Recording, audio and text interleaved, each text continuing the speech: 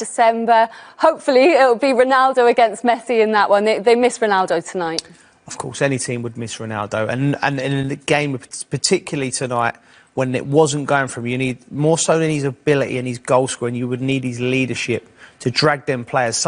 They look like a rudderless team tonight. They look like they didn't have a team of leaders. Thank you, Joel, Jermaine. Great to have your company tonight. You can see highlights of all tonight's Champions League games with the highlight show at 10:30 on BT Sport 2. And that will include Lionel. We've had a double-header here on BT Sport 3, which included that big away win for Chelsea, winning 4-0 in Krasnodar. Ziyech with his first goal for the club in that one. Sevilla beat Rennes 1-0 in the other game in Group E.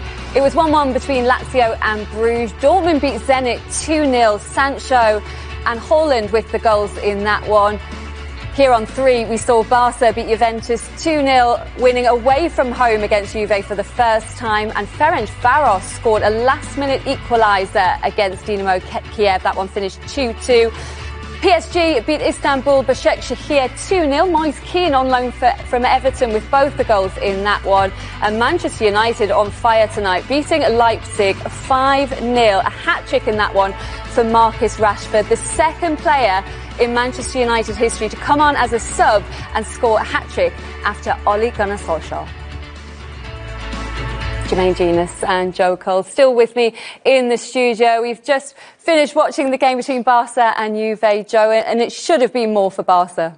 It should have done, and the more you think about the story of the game and how dominant they was in Juve's home stadium, they was really a joy to watch tonight. Some of the passing movement. JJ's right, there's still frailties at the back, and we can't disregard everything that's gone on in the first part of the season. Like, they could have conceded 3 goals today as well as they've played.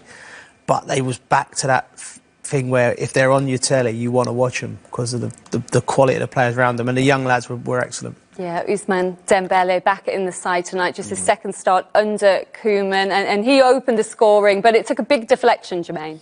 It did, and he's a player that they needed to get going because he's got far too much ability, to be doing basically nothing, which is what he was doing before. This pass is just outrageous. He's hit it like he's passing a 5-yard pass there, Messi, and he's just landed right on the toe of Dembele. And it was good that he just he had that impetus. He was just at him straight away. He was thinking, I want to create something, I want to do something.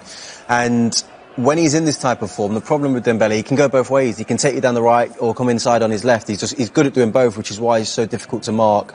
Big deflection. But, for him now, it's just about staying fit, keeping himself in a team, and with that kind of constant playing week in, week out, he'll only improve.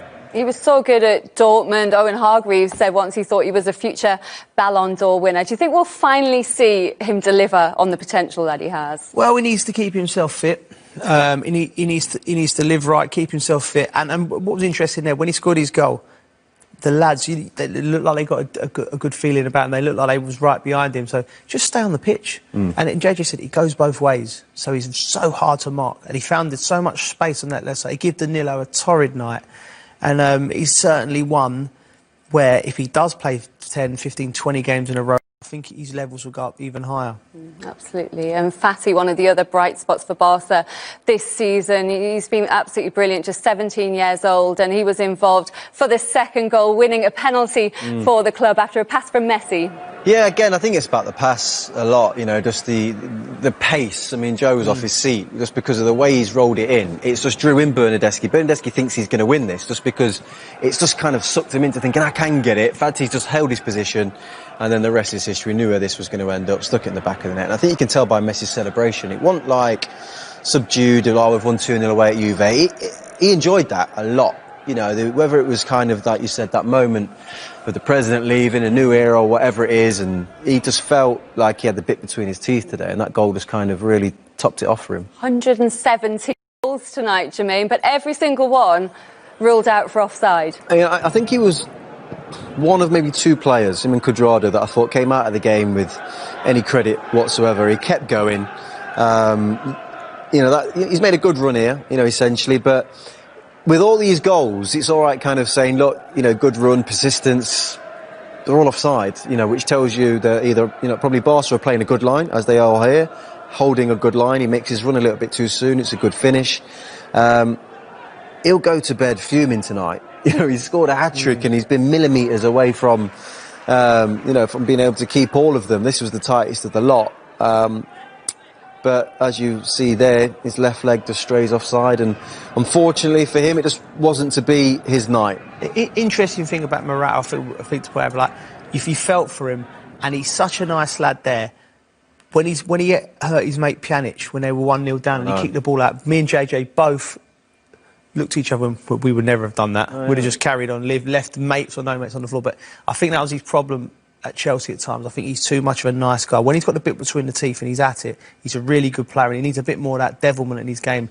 And, you know, them little details, and them goals he'll start being onside and he'll start scoring goals again. Yeah, 5 disallowed for offside in his last 4 games, a bit of a problem. But Juve in general tonight, we know they're a work in progress, Joe, but they were just too passive at times. They was. We were sitting there and we was watching it. This clip highlights it massive. Look at the space. All of these world-class quality players here, passing the ball to each other, moving it, and no one getting near them. And like, as a midfielder, JJ will know, like, if you're doing this with an English team, your manager's screaming at you to get close. It's just important just to kind of close those lines, and they did neither, you know, didn't drop off or push up. You can see here with this goal, 3 passes, and they're in the box, and Griezmann should score. So it wasn't like they're staying deep and compact and hard to beat. It was a confusing one at times from Juve, I thought. Well, they're just like statues at times, weren't they? The return leg.